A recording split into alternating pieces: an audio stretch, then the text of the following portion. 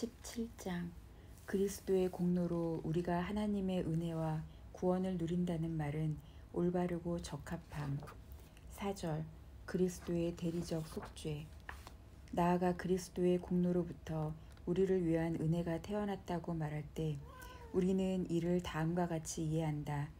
그의 피로 우리가 정결하게 되었고 그의 죽음으로 우리의 죄에 대한 속량이 있었다. 그의 피가 우리를 죄에서 깨끗하게 하실 것이요. 요한 1서 1장 7절. 이것은 죄사함을 얻게 하려고 흘리는 바 나의 피니라. 마태복음 26장 28절, 누가복음 22장 20절. 만약 이 피 흘림의 효과가 죄가 우리에게 전가되지 않도록 하는 데 있다면 이는 그 값으로 하나님의 심판에 물음이 있게 되었다는 사실로 귀결된다. 세례 요한의 다음 말은 그 괴가 같다. 보라, 세상 죄를 지고 가는 하나님의 어린 양이로다. 요한복음 1장 29절.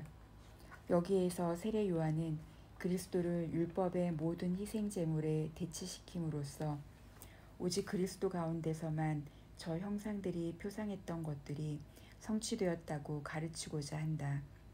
우리는 모세가 도처에 말한 것을 알고 있다. 불법이 속해질 것이며 죄가 지워지고 면죄되리라. 출애굽기 34장 7절, 레위기 16장 34절. 결국 옛 형상들을 통해 우리는 그리스도의 죽음의 힘과 효과가 무엇인지를 최고로 잘 배우게 된다. 히브리서에서 사도는 이 원리를 기민하게 취해서 다음 사안을 설명한다. 피 흘림이 없은즉 사함이 없느니라. 히브리서 9장 22절. 이로부터 사도는 그리스도는 자기를 단번에 제물로 드려 죄를 없이 하시려고 나타내셨느니라. 히브리서 9장 26절 라고 했고, 또한 그리스도는 많은 사람의 죄를 담당하시려고 들이신 바 되셨고, 히브리서 9장 28절 라고 결론에 이른다. 사도는 이미 앞에서 그는 염소와 송아지의 피로 하지 아니하고 오직 자기의 피로 영원한 속죄를 이루사 단번에 성소에 들어가셨느니라. 히브리서 9장 12절 라고 전한다. 그리고 이제 다음과 같은 방식으로 이를 논변한다. 암송아지의 피가 그 육체를 정결하게 하여 거룩하게 하거든 하물며 그리스도의 피가 너희 양심을 죽은 행실에서 깨끗하게 하지 못하겠느냐. 히브리서 9장 13에서 14절. 이로부터 만약 우리가 그리스도의 희생제물에 속죄하고 유화시키고 값을 모르는 힘이 있다고 인정하지 않는다면 그의 은혜는 아주 약화될 것이라는 사실이 확실히 드러난다.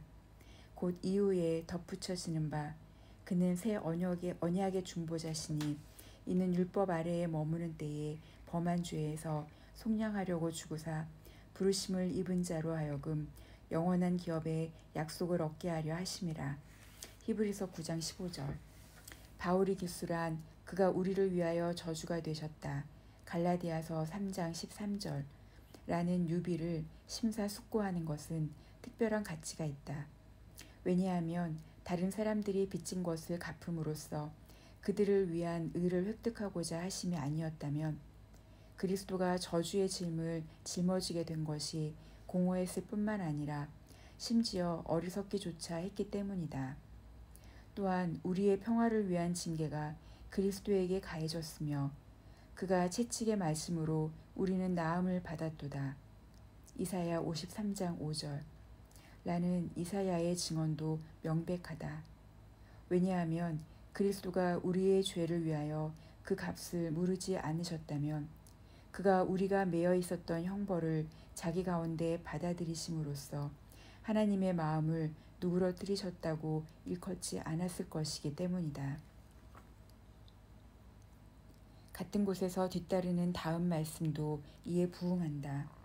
그가 끊어짐은 내 백성의 허물 때문이라. 이사야 53장 8절. 또 어떤 모호함도 남기지 않을 베드로의 해석을 덧붙이도록 하자. 그가 나무에 달려 우리의 죄를 담당하셨으니. 베드로전서 2장 24절. 왜냐하면 여기에서 사도는 우리가 풀려난 저주의 짐이 그리스도에게 부과되었다고 전하고 있기 때문이다. 5절 그리스도의 죽음의 값, 그 의의 전가. 사도들은 그리스도가 우리를 죽음의 죄책에서 구속하시기 위해 그 값을 지불하셨다고 매우 분명히 선포했다.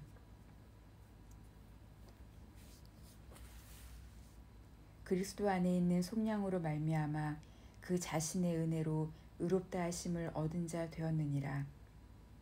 그를 하나님이 그의 피로써 믿음으로 말미암는 화목제물로 세우셨으니. 로마서 3장 24절 25절. 바울은 이 점에서 하나님의 은혜를 찬미했다. 왜냐하면 하나님이 그리스도의 죽음으로 구속의 값을 베푸셔서. 로마서 3장 24절. 우리가 그의 피를 피난처로 삼아 도망쳐 의를 취함으로써 하나님의 심판 앞에서 안전히 서도록 하시기 때문이다. 로마서 3장 25절. 베드로의 말씀도 같은 뜻으로 우리에게 다가온다. 너희가 대속함을 받은 것이 은이나 금으로 된 것이 아니요 오직 흠없는 어린 양 같은 보배로운 피로 된 것이니라. 베드로전서 1장 18절에서 19절. 만약 죄를 위한 물음이 이 값에 있지 않았다면 이러한 대조가 아주 무색할 것이다. 이러한 논지로 바울은 우리가 값으로 산 것이 되었으니 고린도전서 6장 20절라고 전한다. 만약 우리가 받아야 하는 형벌이 그에게 부과되지 않았다면 사도가 전하는 중보자 그가 자신을 대속물로 주셨으니 디모데전서 2장 5절 6절 라는 다른 말씀이 설 자리가 없을 것이다. 그리하여 사도는 그리스도의 피로 말미암은 구속을 죄사함이라고 정의한다. 골로새서 1장 14절. 이는 마치 그 피가 물음에 맞먹음으로 실로 하나님 앞에서 우리가 의롭게 되거나 방면된다 라고 말하는 것과 다르지 않다. 다음 구절도 이와 동일한 반향을 일으킨다.